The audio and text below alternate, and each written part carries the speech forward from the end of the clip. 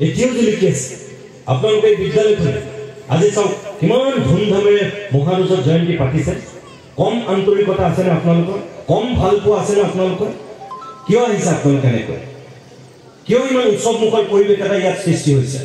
এই কাৰণেই যে এই বিদ্যালয়খনৰ লগত আপোনালোকৰ দুই ধৰণৰ সম্পৰ্ক আছে এক আত্মিক আৰু দুই আবেগিক আপোনালোকৰ অন্তৰৰ এটা সম্পৰ্ক আছে এই বিদ্যালয়খনৰ লগত এই আত্মিক আৰু আবেগিক সম্পৰ্কটোৰ কাৰণে এই মহাৰাজৰ জয়ন্তীত আপোনালোক উবুৰি খাই পৰিছে এই বিদ্যালয়খনৰ ভৱিষ্যতক লৈ যদি কৰবাত প্ৰশ্নবোধক চিনৰ উদয় হয় আটাইতকৈ দুখ পাব মৰ্মাহত হ'ব আপোনালোকবিলাক যিসকল প্ৰাক্তন ছাত্ৰ ছাত্ৰী আৰু যিসকল অঞ্চলটোৰ ইয়াৰ স্থানীয় ৰাইজ বৰ্তমানৰ ছাত্ৰ ছাত্ৰীবিলাকে গম পোৱা নাই সিহঁতি ইয়াত পঢ়ি আছে হেৰি গম নাপায় হেৰি কেতিয়া গম পাব আজিৰ পৰা 25 বছৰ পিছত যেতিয়া আপোনালোকে শতবৰ্ষ পাতিব তেতিয়া তেওঁলোকে গম পাব এই বিদ্যালয়খনৰ অৱদান তেওঁলোকৰ জীৱনত কোন পৰ্যায়ত কি শিক্ষাৰে তেওঁলোক শিক্ষিত হ'ল কোন ধৰণৰ তেওঁলোকৰ ইয়াত চিন্তাধাৰাৰ পথ নিৰ্মাণ হ'ল আজিৰ পৰা তেওঁলোকে 25 বছৰ পিছত বা 20 বছৰ পিছত অনুভৱ কৰিব সেইকাৰণে মই আপোনালোকক এইটোহে কম যে মহাৰাজৰ জয়ন্তী এই সময়ছোৱাত আপোনালোক যিসকল স্থানীয় ৰাইজ ইয়াত উবৰি খাই পৰিছে আপোনালোকেও এই বিদ্যালয়খনৰ অকল প্ৰধান শিক্ষয়িত্ৰীগৰাকী অধ্যক্ষ মহোদয় বাকী শিক্ষকসকলৰ ওপৰতে এই বিদ্যালয়খনৰ ভৱিষ্যতটো এৰি নিদিব আপোনালোকে এই বিদ্যালয়খনৰ ওপৰত সজাগ আৰু সচেতন হৈ চকু ৰাখক আৰু ইয়াৰ প্ৰধান অধ্যক্ষগৰাকীৰ পৰা আৰম্ভ কৰি প্ৰত্যেকগৰাকী শিক্ষাগুৰু অঞ্চলটোৰ অভিভাৱক অভিভাৱিকাৰ লগত সমাজৰ সচেতন ব্যক্তিসকলৰ লগত যিবিলাক এই বিদ্যালয়খনৰ সমস্যা সেই সমস্যাৰ সমাধানৰ কাৰণে যিবিলাক পথ উলিয়াব লাগে আলোচনাৰ মাধ্যমেৰে কিছু ব্যৱস্থা লওক যিটো কথা ডাক্তৰ ৰমেশ পেগু ডাঙৰীয়াই কিছু দিনৰ পূৰ্বে কৈছিল সেই কথাটোক লৈ বিতৰ্কও হ'ল কিন্তু তেখেতে নিজেই কৈছিল যে তেখেতৰ কোৱাৰ অৰ্থটো কি আছিল যে ৰাইজক জড়িত কৰিব বিচৰা হৈছিল বুলি কৈছিল আৰু মই কিন্তু সেই কথাটো কওঁ যে আমাৰ ৰাইজৰ সহযোগ অবিহনে আমাৰ এই বিদ্যালয়বিলাক কিন্তু ভৱিষ্যতলৈ জীয়াই নাথাকে আপোনালোকে যিমানেই চেষ্টা নকৰক শিক্ষকসকলে ৰাইজৰ সহযোগ অবিহনে এই বিদ্যালয় জীয়াই নাথাকে আৰু এটা কথা আপোনালোকে মনত ৰাখিব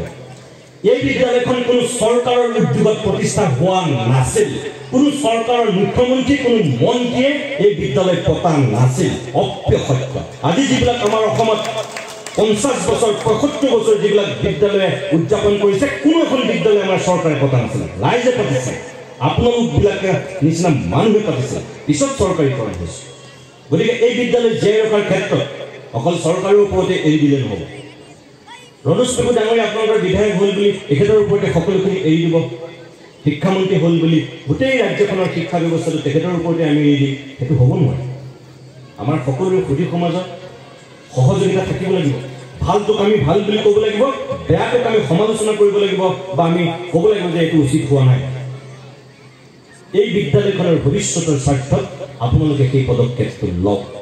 ভালটোক প্ৰশংসা কৰক সন্মানীয় শিক্ষাগুৰুসকলক অধ্যক্ষগৰাকীক সহযোগিতাৰে আগবঢ়াই দিয়ক আৰু যদি এই বিদ্যালয়খনৰ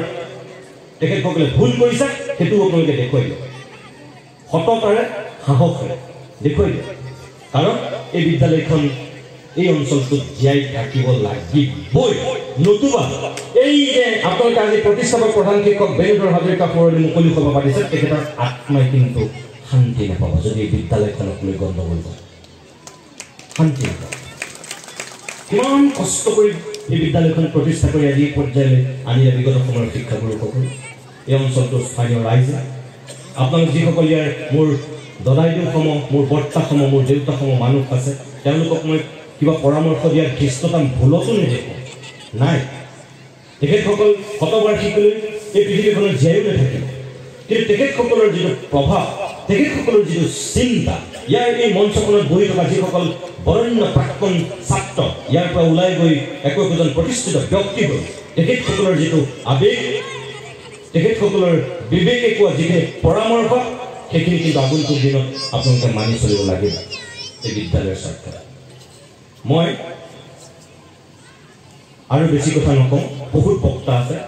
ৰমেশ পেগু ডাঙৰীয়া আছে আমাৰ নতুন শিক্ষানীতি আহি আছে এতিয়া 2023 পৰা নতুন শিক্ষানীতি প্ৰৱৰ্তিত হ'ব ভাল বেয়া দুই ধৰণৰ বিতৰ্ক আছে নতুন শিক্ষানীতিক লৈ কিন্তু আমি সদায় আশাবাদী হ'ব লাগিব আমি যোগাত্মক আশা ল'ব পাৰিব লাগিব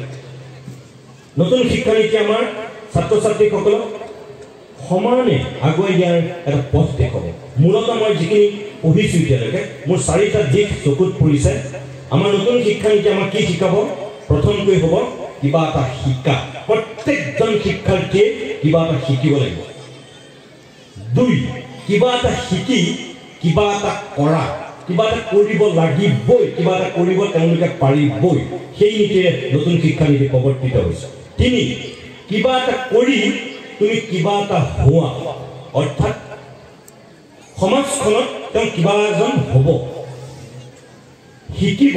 জানিব জানি তেওঁ কিবা এটা কৰিব কিবা এটা কৰি সমাজখনত তেওঁ কিবা এটা হ'ব তিনি আৰু চাৰি কিবা এটা হৈ অকল খাই বৈ জীয়াই নাথাকে অকল স্বতন্ত্ৰভাৱে তেওঁ জীয়াই নাথাকে তেওঁ জীয়াই থাকিব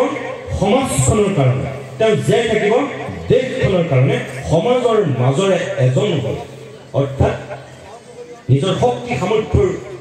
অনুযায়ী নিজে স্বাৱলম্বী হৈ নিজৰ ঘৰখনক তেওঁ যেনেকৈ চাব তেনেকৈ তেওঁ সমাজখনকো চাব লাগিব সেই চাৰিটা মূল উপাদান আমাৰ নতুন শিক্ষানীতি দিব আৰু সেইকাৰণে এতিয়া বিজ্ঞান পঢ়া ল'ৰাটোৱে আগতে ছায়েন্স আৰ্টছ কমাৰ্চ আমি ভাগে ভাগে পঢ়িছিলোঁ বিজ্ঞান পঢ়া ল'ৰাটোৱে পলিটিকেল ছায়েন্স নপঢ়িলেও হৈছিল হিষ্ট্ৰী নপঢ়িলেও হৈছিল এতিয়া কিন্তু সেই সুযোগটো আমাৰ ছাত্ৰ ছাত্ৰীয়ে নতুনকৈ পাব কেমেষ্ট্ৰি পঢ়া ল'ৰাটোৱে এতিয়া মিউজিক একেলগে পঢ়িব পাৰিব ফিজিক্স পঢ়া ছোৱালীজনীয়ে এতিয়া ডান্স একেলগে পঢ়িব পাৰিব সেই সুযোগটো আনি দিব নতুন শিক্ষানীতি আমি সেইখিনি ল'ব লাগিব আৰু তাৰ কাৰণে যিটো আন্তঃগাঁথনি সেই আন্তঃগাঁথনিটো আমাক চৰকাৰী যন্ত্ৰই দিব লাগিব ডক্টৰ ৰমেশ পেগু ডাঙৰীয়া ইয়াত আছে মই আশা কৰিম 2023 বৰ্ষৰ যেটো আমাৰ নতুন শিক্ষানীতি প্ৰৱৰ্তনৰ কথা আছিল যিখিনি আন্তঃগাঁথনি এতিয়ালৈকে হোৱা নাই সেই আন্তঃগাঁথনিগুলো আগন্তুক দিনত তেখেতসকলে ঠিক কৰক আৰু এই বিদ্যালয়খনৰ ক্ষেত্ৰত যদি শিক্ষকৰ অভাৱ আছে মাননীয় শিক্ষামন্ত্ৰীক ময়ো অনুৰোধ কৰিছোঁ এই বৃহত্তৰ অঞ্চলটো প্ৰথমখন শিক্ষানুষ্ঠান হিচাপে অন্তত বাকীবিলাকৰ নহ'লেও এই বিদ্যালয়খনৰ পৰাই সেই যাত্ৰাটো ধেমাজিত আৰম্ভ হওক যে ইয়াত ছাত্ৰ ছাত্ৰী অনুপাতে পৰ্যাপ্ত শিক্ষকৰ ব্যৱস্থা কৰিছে মাননীয় শিক্ষামন্ত্ৰী ডাক্তৰ ৰমেশ পেগু ডাঙৰীয়াই নিজৰ জিলাখনৰ নিজৰ সমষ্টিৰ আটাইতকৈ পুৰণি শিক্ষানুষ্ঠানখনৰ পৰাই সেই যাত্ৰা আৰম্ভ হওক 2023 আৰু তাৰ সংকল্প লওক এই মহাৰজত জয়ন্তীৰ এই বৰদলনি উচ্চতৰ মাধ্যমিক বিদ্যালয়ৰ মজিয়াত মই সেই আহ্বান জনাই আপোনালোক সদৌতে অন্তৰৰ শুভেচ্ছা জনাইছোঁ ধন্যবাদ জনাইছোঁ আৰু ইয়ালৈ মোক আমন্ত্ৰণ কৰাৰ কাৰণে উদ্যোক্তাসকলক শতকোটি প্ৰণাম জনাইছোঁ যিসকল অভিভাৱক আপোনালোক ইয়ালৈ আহিছে আপোনালোকক শেষত মই এটাই কওঁ ল'ৰাটোক ছোৱালীজনীক অকল চোকা হোৱা মেধা কৰাতে আপোনালোকে গুৰুত্ব নিদিব এই বিদ্যালয়খনলৈ পঠিয়াইছে এখন চাৰ্টিফিকেট আৰু এখন মাৰ্কশ্বিটৰ কাৰণে নহয় সদায় মনত থাকিব এই বিদ্যালয়খনলৈ পঠিয়াইছে আপোনাৰ ল'ৰাটো আপোনাৰ ছোৱালীজনী সঁচা মানুহ হ'বৰ কাৰণে মানুহ চিকিৎসক অভিযন্তা শিক্ষক কি হয় ভৱিষ্যতলৈ হ'ব কিন্তু আপোনালোকৰ দায়িত্ব আপোনাৰ সন্তানক মানুহ কৰা আৰু এই বিদ্যালয়খনৰ প্ৰত্যেকগৰাকী শিক্ষাগুৰুক মই শেষত এইটোৱেই অনুৰোধ কৰিম যে আপোনালোকে অকল চাৰ্টিফিকেট মাৰ্কশ্বিটক লক্ষ্য কৰি ছাত্ৰ ছাত্ৰীক সেই বৃত্তটোৰ ভিতৰত আবদ্ধ কৰি অকল শিক্ষাদান নকৰিব তেওঁলোকক পূৰ্ণাংগ ৰূপত মানুহ হ'বৰ কাৰণে যিখিনি জ্ঞান দিয়াটো খুব জৰুৰী পাঠ্যপুথিৰ বাহিৰত গৈও যিখিনি শিক্ষা প্ৰদান কৰাটো খুব উচিত সেইখিনি আপোনালোকে নিষ্ঠা আৰু সততাৰে পালন কৰক শিক্ষকতা এটা মাত্ৰ চাকৰি নহয় শিক্ষকতা এটা মাত্ৰ কেইটামান ছাত্ৰ ছাত্ৰীক পঢ়োৱা বৃত্তি নহয় শিক্ষক সঁচা অৰ্থত আমাৰ জাতি গঢ়াৰ খনিকৰ সমাজ নিৰূপণ কৰা সমাজ গঢ়াৰ প্ৰকৃত নায়ক শিক্ষক আৰু সেইকাৰণে মই অসমীয়া ভাষা সাহিত্য সংস্কৃতি যদি জীয়াই ৰাখিব লাগে তেনেহ'লে এই বিদ্যালয়বিলাক জীয়াই ৰাখিব লাগিব আৰু এই বিদ্যালয়বিলাক যদি জীয়াই ৰাখিব লাগে তেনেহ'লে শিক্ষকসকলে অভিভাৱকসকলে সেই দায়িত্ব পালন কৰিব পাৰিব লাগিব সেই আহ্বানেৰে মই মোৰ বক্তব্যৰ সামৰণি মাৰিছোঁ আৰু বৰদলনি উচ্চতৰ মাধ্যমিক বিদ্যালয়ৰ আজিৰ এই মহাৰাজৰ জয়ন্তীত আহি মই আশা কৰিছোঁ ভগৱানে যদি যান্ত্ৰিক বিজুতি নঘটায় তেনেহ'লে আপোনালোকে যেতিয়া 100 বৰ্ষ পাতিব আজিৰ পৰা 25 বছৰৰ পিছত মই এই পৃথিৱীখনত জীয়াই থাকিম আৰু যদি মই গম পাওঁ আপোনালোকে ইয়াতকৈ ডাঙৰকৈ উলট মালহেৰে 100 বৰ্ষ পাতিছে আপোনালোকে মোক নামাতিলেও মই লুকাই চুৰ কৰি হ'লেও আহি মই আপোনালোকৰ মাজত উপস্থিত হ'ম আৰু আহি মই ক'ম যে মহাৰাজৰ জয়ন্তীৰ নিৰ্দিষ্ট বক্তা হৈ আহি মই ইয়াত কেইটামান কথা কৈছোঁ